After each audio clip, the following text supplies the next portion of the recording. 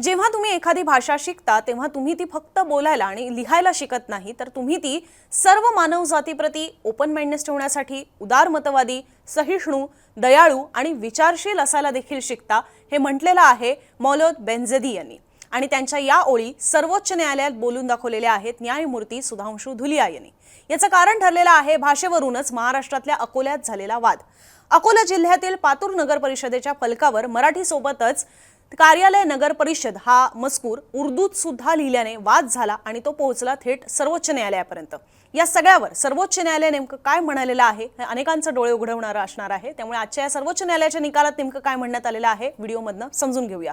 नमस्कार, मी अनुजा, तुम्ही पाहत आहात मुंबई तक। झालं असं आहे की पातूर नगर परिषदेच्या सदस्य राहिलेल्या वर्षाताई बागडे यांनी सुरुवातीला हा आक्षेप नगर परिषदेतच बोलून दाखवला, पण बहुतांश सदस्य उर्दू भाषा लिहिण्याच्या समर्थनात होते। नगर परिषदेतले आणि तिथले रहिवासी यांना उर्दू येतं, त्यांना ते समजतं, शिवाय मराठी हे देखील ठळक शब्दात वर लिहिण्यात आलेलं आहे आणि त्या खालोखाल उर्दू लिहिण्यात आलेलं आहे, तर यात हरकत काय आहे असं नगर परिषदेच्या सदस्यांचं मत होतं। इतकंच नाही तर 1956 पासून नगर परिषदा अस्तित्वात आल्यापासूनच हा तिथला मेसेज जो आहे तो मराठी सोबतच उर्दू मध्ये सुद्धा लिहिण्यात येतोय असंही सांगण्यात आलं।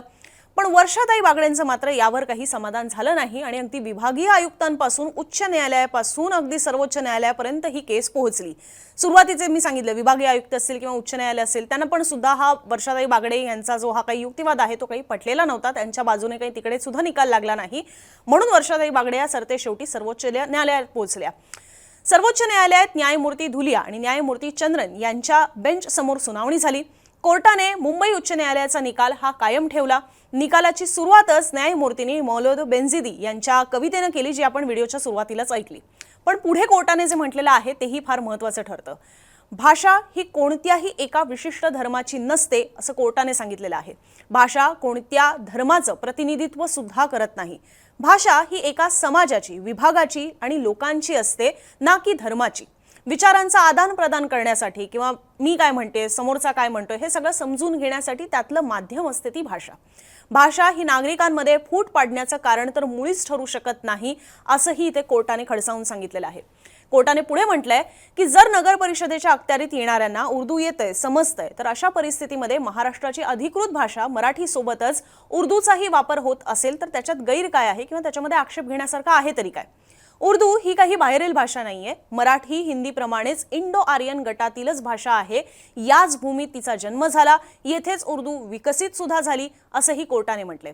आजही देशातील सामान्य नागरिक जी भाषा बोलतात त्यात अनेक उर्दू शब्द असतात, हे आपण पाहिलेलंच आहे। इनफॅक्ट एवढंच नाही तर अनेक राज्यांच्या अधिकृत भाषांमध्ये त्या राज्यातील भाषेसोबत उर्दूचा सुद्धा समावेश आहे, जसं की बिहार आहे, उत्तर प्रदेश आहे, अगदी केंद्रशासित प्रदेश सुद्धा आहेत, म्हणजे अगदी तिकडे दिल्ली असेल किंवा जम्मू काश्मीर असेल तिथेही उर्दू भाषेचा वापर केला जातो। पश्चिम बंगालमध्ये वापर केला जातो, झारखंड आहे, आंध्र प्रदेश आहे, या सगळ्या राज्यांच्या जशा ऑफिशियल भाषा त्यांच्या राज्यांच्या आहेत त्याच पद्धतीने त्याच्यामध्ये उर्दूचा सुद्धा समावेश आहे। नगर परिषदेच्या फलकावर मराठी सोबतच उर्दू वापरणं हे Maharashtra local authorities official languages act 2022चं उल्लंघन ठरत नाही, हे उच्च न्यायालयाने म्हटलेलं होतं मुंबईच्या, आणि तेच सर्वोच्च न्यायालयाने सुद्धा कायम ठेवलेलं आहे। विविधतेत एकता हेच भारताचं वैशिष्ट्य आहे आणि आपली हीच वैशिष्ट्य आपला वीकनेस असू शकत नाही किंवा आपल्या कमजोरपणाचं लक्षण असू शकत नाही असंही कोर्टाने म्हटलेलं आहे। त्या पलीकडे जाऊन कोर्टाने आणखीन एक महत्त्वाचा मुद्दा सांगितला, तो म्हणजे की आपल्या संविधानामध्ये सुद्धा सांगण्यात आलेलं आहे की जे काही संसदेचं कामकाज चालेल ते सगळं हिंदी किंवा इंग्रजी या दोन भाषांमधनं चालेल। पण तरी सुद्धा जर एखाद्या व्यक्तीला किंवा एखाद्या खासदाराला हिंदी आणि इंग्रजी येत नसेल, तो त्याच्यामध्ये कम्फर्टेबल नसेल आणि त्याला त्याच्या भाषेतनं बोलायचं असेल तर त्याची सुद्धा मुभा ही आपल्याला देण्यात आलेली आहे। जशी संसदेत आहे त्याच पद्धतीने ती विधिमंडळामध्ये सुद्धा आहे। त्यामुळे हे भाषेचं स्वातंत्र्य असायला हवं जे आपल्याला संविधानातच मिळालेलं आहे असंही कोर्टाने इथे उल्लेख केलेला आहे।